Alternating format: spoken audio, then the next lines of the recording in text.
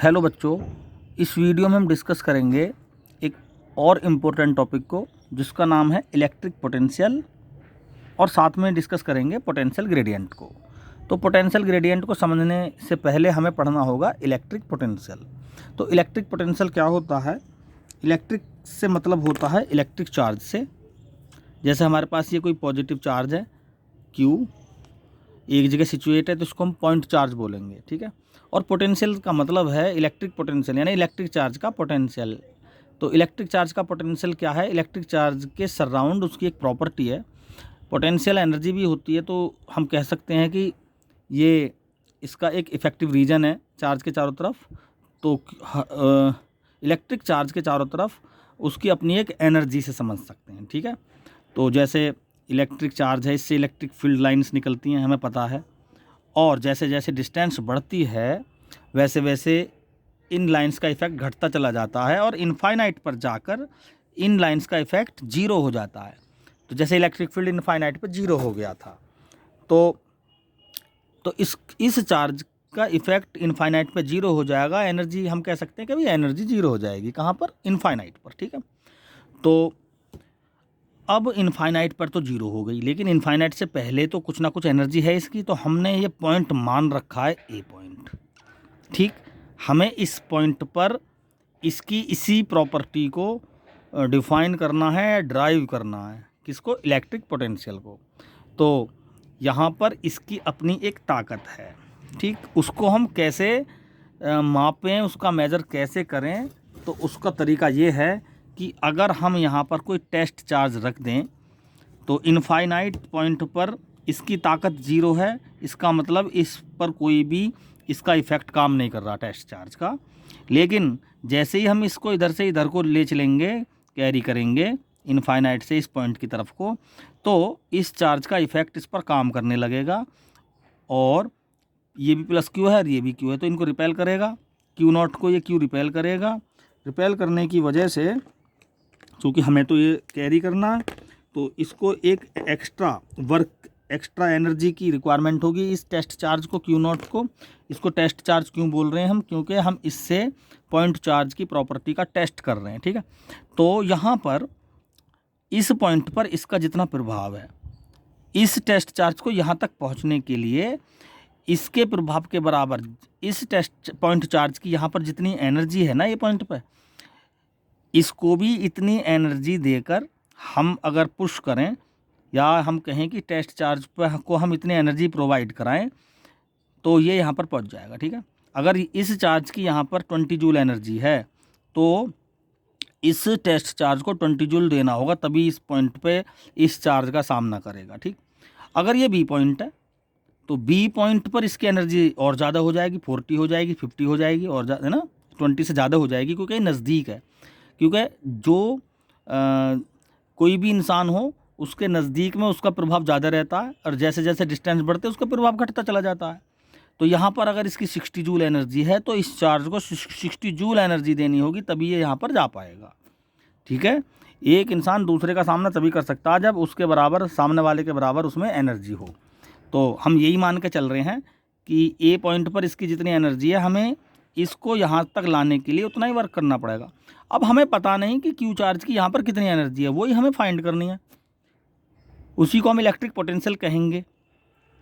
तो इस पॉइंट पर कितनी पोटेंशियल है इसकी, तो हम इस चार्ज को यहाँ तक ले जाने में जितनी एनर्जी देंगे, या जितना इस चार्ज के द्वारा यहाँ तक लाने में वर्क कराएंगे, ठीक है।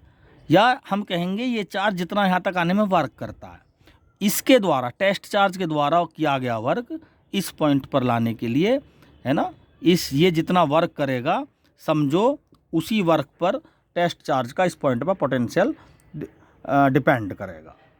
तो ओवरऑल इलेक्ट्रिक पोटेंशियल को V से डिनोट करते हैं, और हमने बता दिया जितना ज़्यादा वर्क डन होगा किसी पॉइंट तक चार्ज को कैरी करने में, उतना ही ज़्यादा पोटेंशियल होगा, ठीक। तो एक पैरामीटर तो पोटेंशियल को नापने का वर्क हो गया। अब दूसरा पैरामीटर देखते हैं। देखो, ये जो टेस्ट चार्ज है, इसमें से भी ऐसी ही इलेक्ट्रिक लाइन निकलेंगी। ये इलेक्ट्रिक लाइन इनके अपोजिट है, ये इलेक्ट्रिक लाइन इन लाइन्स को कैंसिल कर देंगी। जब ये लाइन कैंसिल हो जाएंगी तो इसका इफेक्ट ख़त्म हो जाएगा, कम हो जाएगा। इलेक्ट्रिक फील्ड कम हो जाएगा तो पोटेंशियल भी कम हो जाएगा। तो हम कह सकते हैं कि टेस्ट चार्ज की वैल्यू जितनी ज़्यादा होगी, इस चार्ज का किसी भी पॉइंट पर पोटेंशियल कम होगा। तो ये जो इलेक्ट्रिक पोटेंशियल है ये टेस्ट चार्ज के इन्वर्सली प्रोपोर्शनल है। इसको हम लिख सकते हैं V is equal to W upon Q naught. Joule पर कूलाम इसकी यूनिट होगी और ऐसा यूनिट होगी इसकी वोल्ट। ए पॉइंट पर VA है और B पॉइंट पर VB है। तो VB B पॉइंट पर नज़दीक होने की वजह से पोटेंशियल ज़्यादा होगा और डिफरेंस हो गया दोनों पॉइंटों का, पोटेंशियल डिफरेंस कहलाएगा ये। ठीक है, तो ओवरऑल हम डिफाइन कर सकते हैं कि electric potential is the work done to carry a test charge from infinite to any point of field. यानी किसी टेस्ट चार्ज को इनफाइनाइट से फील्ड के किसी पॉइंट तक लाने में जितना वर्क करना होगा वो क्या कहलाएगा, इलेक्ट्रिक पोटेंशियल। इसमें एक चीज़ ध्यान रखनी है, जो टेस्ट चार्ज है इसको यूनिट मानना होगा हमें, क्योंकि हम इलेक्ट्रिक पोटेंशियल को वर्क से कंपेयर करा रहे हैं केवल। तो क्यू नॉट को क्या करना होगा हमें, 1 कूलाम। तो हम कहेंगे अब कि potential, electric potential is the work done to carry a unit test charge from infinite to a point of field. तो इस कंडीशन में V क्या हो जाएगा, W हो जाएगा। ठीक है, सीधा अगर टेस्ट चार्ज 1 कूलाम है तो इलेक्ट्रिक पोटेंशियल हो जाएगा ये W के बराबर।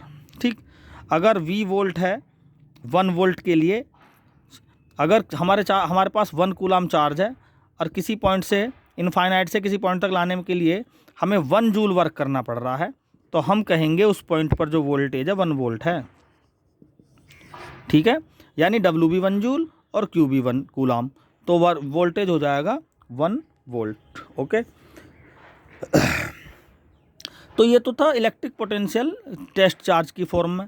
अब हम बताएंगे इसको पॉइंट चार्ज की टर्म में। ठीक है, तो पॉइंट चार्ज की टर्म में किस तरह से ड्राइव करेंगे हम ओवरऑल इस टेस्ट चार्ज को इनफाइनाइट से किसी पॉइंट तक लाया जाएगा और वर्क डन डिफाइन करेंगे। वर्क डन की वैल्यू यहाँ पर पुट करके हम V की वैल्यू फाइंड करेंगे। तो हम मान रहे हैं कि भाई Q और Q नॉट के बीच की डिस्टेंस तो है X, और इस पॉइंट पर हम ला रहे हैं इस चार्ज को, टेस्ट चार्ज को, जिसकी डिस्टेंस है यहाँ तक R। तो हम इनफाइनाइट से R तक ला रहे हैं। तो W जो वर्क डन होगा हम इसको लिख सकते हैं W is equal to F into displacement. अब ये जो Q और Q नॉट के बीच की डिस्टेंस है वो है X, तो भाई हम मानेंगे इनफाइनाइट से वैसे ला रहे हैं तो हमें नहीं पता कितना डिस्प्लेसमेंट किस टर्म में वो कवर कर रहा है, तो हम मानेंगे dx डिस्प्लेसमेंट है ये, और लगातार डिस्प्लेसमेंट घट रहा है तो ये माइनस लगा देंगे। ठीक है, तो W is equal to F D X, और dx है माइनस का, और f के प्लेस पे लिख देंगे हम k Q not upon x square dx। ठीक है, और इनफाइनाइट से लेकर R तक इंटीग्रेशन हमने कर दिया। ठीक, बस इसको हमें सोल्व करना है। के का मतलब तो समझ गए, 1/4 पाई एप्सिलॉन नॉट। तो यहाँ से W हो गया के Q नॉट तो हो गया बाहर, और 1/x स्क्वायर का dx हो जाएगा माइनस का 1/x। ये होता है, इसको हम सोल्व भी कर देते हैं। पहले तो 1/x स्क्वायर को हम x की पावर -2 dx लिख देते हैं। ठीक है, इनफाइनाइट से R। अब इंटीग्रेशन कैसे करते हैं हमें पता है, -2 में 1 जोड़ दो और फिर नीचे भी उतना ही लिख दो। ये इंटीग्रेशन का मेथड है। के Q नॉट x की पावर -2 + 1, और यहाँ भी -2 + 1 हो गया, और ये हो गया भाई इनफाइनाइट से लेकर R तक का मामला। W इज इक्वल टू के Q नॉट हो गया ये माइनस का 1/x सोल्व करने के बाद, और ये हो गया इनफाइनाइट से लेकर R तक। लिमिट रख लेते हैं, एक बार x के प्लेस पर R रखेंगे, रखो ज़रा, Q नॉट -1/R। अब इनफाइनाइट माइनस साइन के साथ, और माइनस पहले, ये तो माइनस माइनस हो गया प्लस, ये हो गया इनफाइनाइट। ये टर्म 0 हो जाएगी क्योंकि इनफाइनाइट से डिवाइड हो रहा है, तो W आ गया निकल कर माइनस, तो पहले ही है ना, ये माइनस चलता आ रहा है, यहाँ पर भी है, ये यहाँ पर भी है, यहाँ पर भी है, यहाँ पर है, ये सब जगह है, माइनस माइनस हो गया यहाँ पर प्लस, तो के Q नॉट अपॉन R, ये आया वर्क डन। ठीक है, इनफाइनाइट से R डिस्टेंस तक लाने के लिए किसी टेस्ट चार्ज को। अगर हम इस वर्क को यहाँ पे पुट कर देंगे तो इक्वेशन बनेगी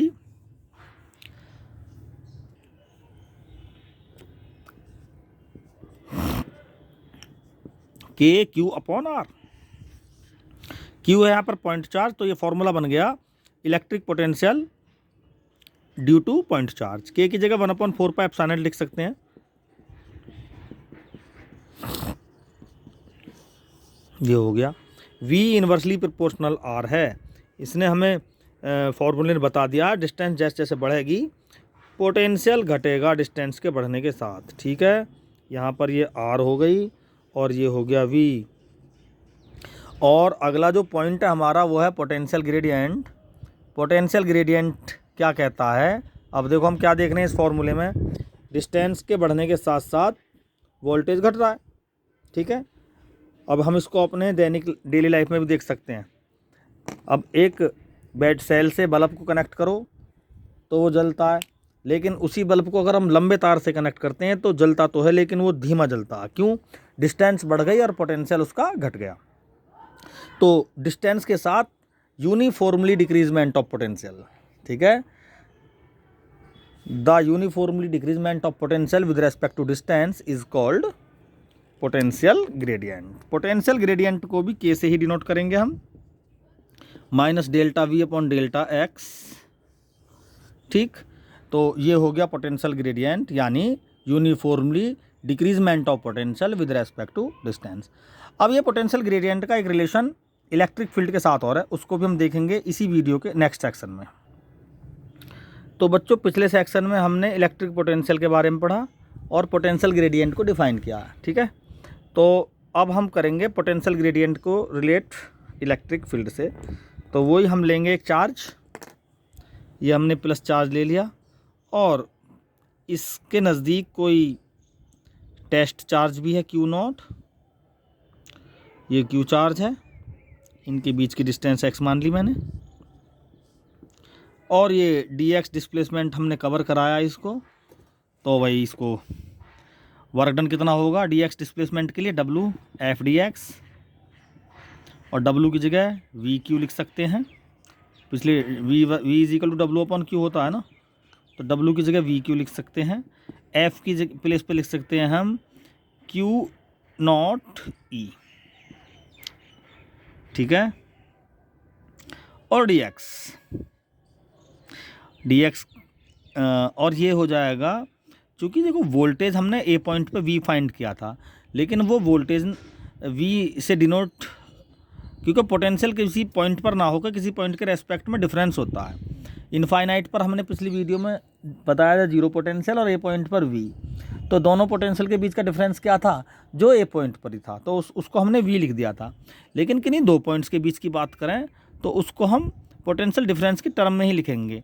तो V को V ना लेके डेल्टा V, और तो इसलिए हम यहाँ पर dx ना करके डेल्टा x लिख लेते हैं। ठीक है, डेल्टा x लिख लेते हैं, क्योंकि हमारे पास एक फाइनाइट डिस्टेंस है इस कंडीशन में। तो यहाँ पर डेल्टा x डिस्प्लेसमेंट कवर करके हम मान लेते हैं कि इस डेल्टा x डिस्टेंस कवर की है। तो यहीं से हमारा इलेक्ट्रिक फील्ड की वैल्यू आ जाती है। ये Q नॉट है भाई, Q नॉट से तो Q नॉट कैंसिल हो गया, और वही कंडीशन है यहाँ पे अप्लाई करेंगे कि भाई डेल्टा x लगातार घट रही है डिस्प्लेसमेंट, तो इसको नेगेटिव लेंगे। ये हमने नेगेटिव साइन ले लिया, तो delta V upon delta x जो है नेगेटिव, वो हो गया E के बराबर। और ये ही क्या है, delta V upon delta x क्या है, ये अभी हमने बताया, यही K है, पोटेंशियल ग्रेडियंट। ठीक है, तो इसको हम E इज इक्वल टू क्या लिख लेंगे, K लिख लेंगे यहाँ पर। यानी पोटेंशियल ग्रेडियंट ही क्या है, इलेक्ट्रिक फील्ड इंटेंसिटी है, इलेक्ट्रिक फील्ड है। तो हम इसको कैसे डिफाइन कर सकते हैं इलेक्ट्रिक फील्ड को, अब change in potential with respect to distance, यानी डिस्टेंस के साथ जितनी तेज़ी से पोटेंशियल में चेंज होगा या डिक्रीजमेंट होगा, उतना ही ज़्यादा क्या होगा, इलेक्ट्रिक फील्ड होगा वहाँ पर उस रीजन में। ठीक है, तो इसी फॉर्मूले का यूज़ करके हम दो प्लेट्स के बीच में जिनमें डिफरेंट चार्ज है, एक पर पॉजिटिव है और दूसरे पर क्या है, नेगेटिव, उनके बीच की डिस्टेंस d और पोटेंशियल डिफरेंस V है, तो इलेक्ट्रिक फील्ड फाइंड कर लेंगे E is equal to potential difference upon displacement, यानी V अपॉन D। तो E is equal to V upon D।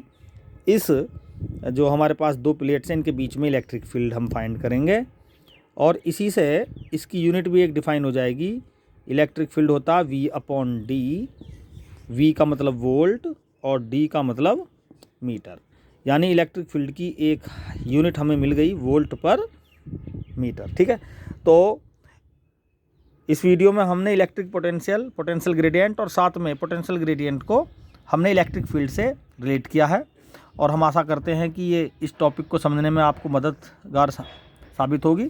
Thank you.